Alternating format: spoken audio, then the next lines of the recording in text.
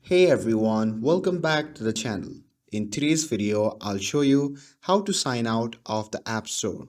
It's quick and easy, but Apple does make it a bit tricky to find.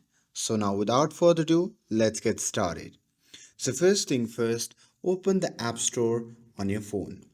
And once you have opened it, simply tap on the profile icon shown in the top right corner of the screen. And once you tap on that, a pop-up menu will appear.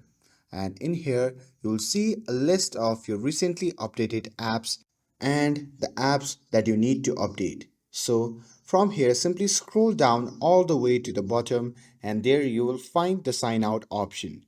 So simply tap on it, and once you're signed out, your Apple ID field will be blank, allowing you to sign in with another account if needed. And that's it. Apple may have hidden it, but now you know exactly where to find it. With this, if you found this video helpful, then don't forget to like, share, and subscribe to get updated for more videos.